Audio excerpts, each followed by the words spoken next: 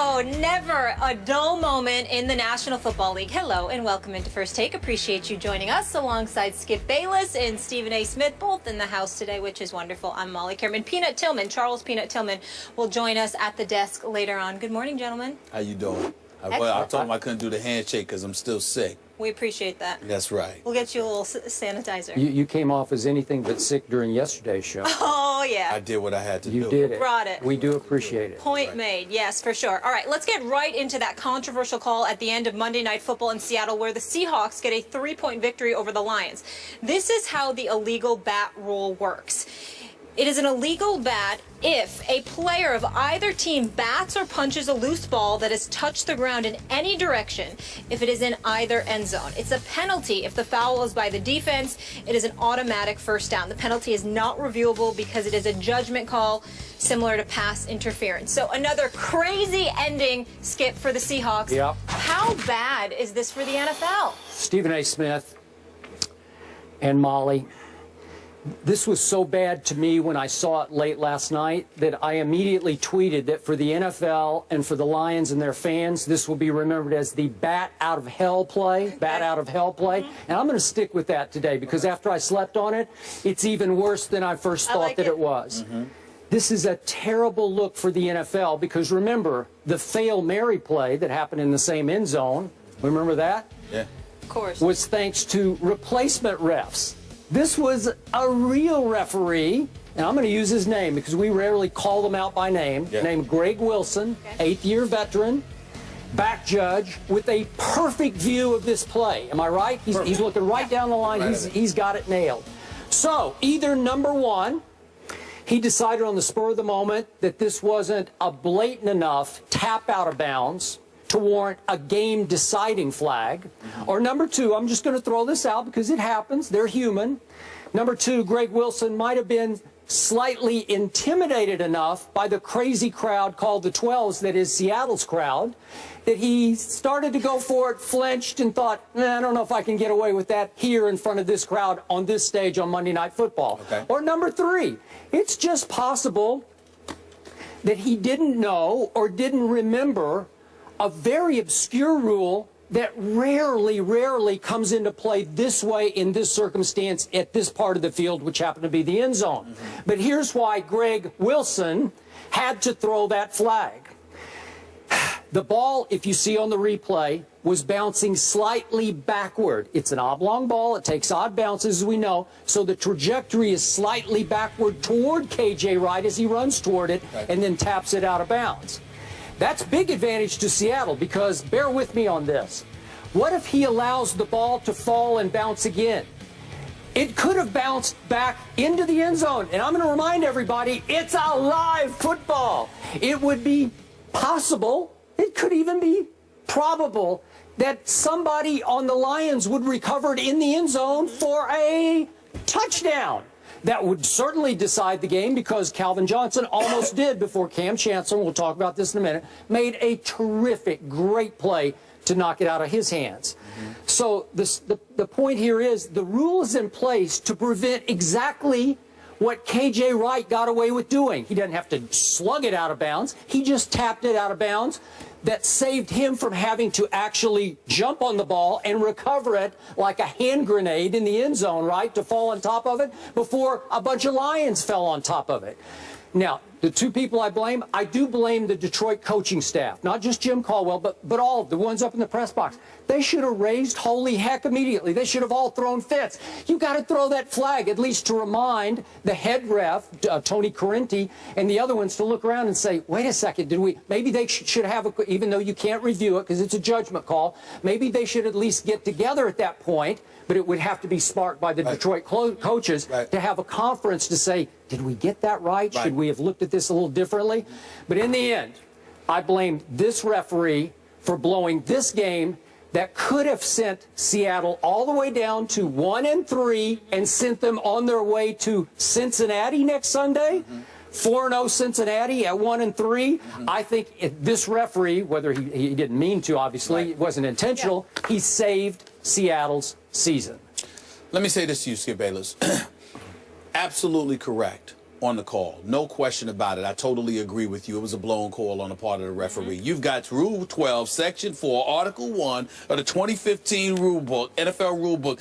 It specifically states it is an illegal bat if A, any player bats or punches a loose ball in the field of play towards his opponent's goal line, which didn't apply here because it was in the end zone already, or B, any player bats or punches a loose ball that has touched the ground in any direction if it is in either end zone, which is applicable here. It is. The fact is, the rule states it clearly.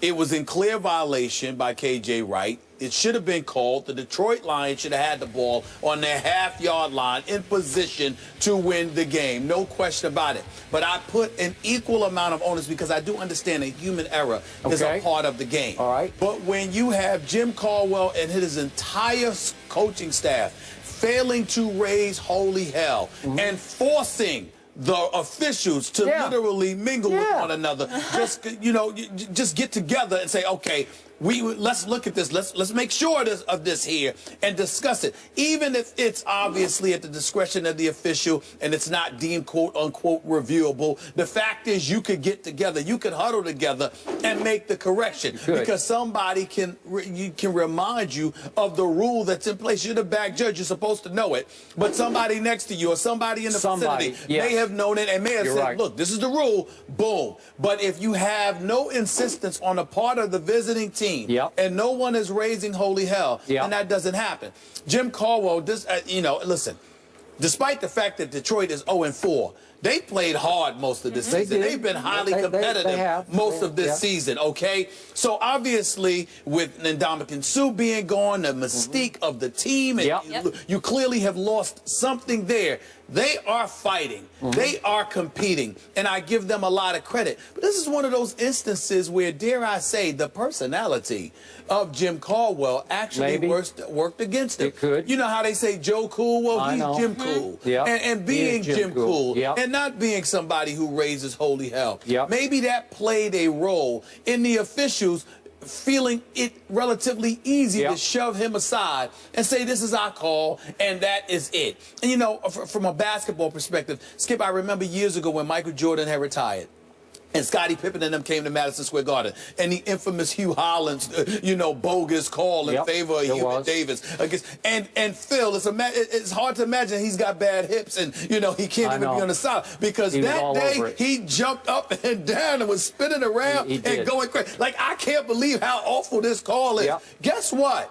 To this very day, Skip, I am of the belief, as awful as that call was, if Phil Jackson didn't jump around hooting and hollering over how bogus that call was, I don't think we would remember it nearly as much as we do to this very day. It was because of his reaction. And I bring that up to juxtapose it to Jim Caldwell, and you're looking for fire and brimstone. This is a game on the line here. How the hell do you make this call? No, no, no. Raise holy hell. And he didn't do it. But in the end, here's what it comes down to more importantly. The officials, the coaches for Detroit, obviously all played a role. But the person who played the biggest role is a guy we once knew as Megatron.